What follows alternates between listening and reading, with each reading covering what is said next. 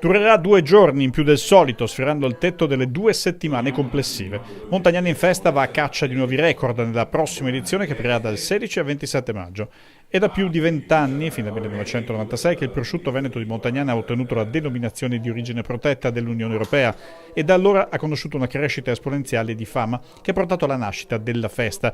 Basti pensare che dalla prima edizione di 7 anni fa il numero di visitatori è quasi triplicato, passando da 50.000 ai 130.000 dello scorso anno. La città è coinvolta in modo totale. Troveremo anche un modo per coinvolgere il pubblico più giovane con dei concerti nelle nostre serate, ma soprattutto potremo offrire ai nostri visitatori un'emozione unica per quello che riguarda la gastronomia, una gastronomia data dal nostro prodotto per eccellenza, il prosciutto veneto DOP, abbinata a un gemellaggio fatto con vari alimenti prodotti del Veneto tutto. Vengono fuori dal Veneto infatti anche delle novità della 7ª edizione, 3 dei 4 gemellaggi gastronomici inediti che oltre ad un noto ristorante di Noventa Padovana vedranno l'incontro con i sapori da 2 locali trentini di Imer e del Primiero, nonché della coppiata con la cucina mantovana.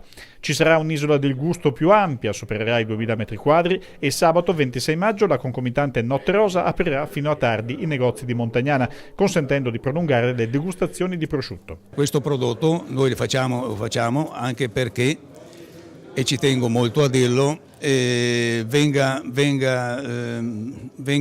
dato ai bambini. Io tengo proprio che effettivamente venga corrisposto ai bambini e messo nelle diete, nelle scuole, insomma deve essere fatto conoscere specialmente da piccoli. Concerti e spettacoli popoleranno invece l'Isola della Musica e il suo palco all'aperto in piazza Emanuele II.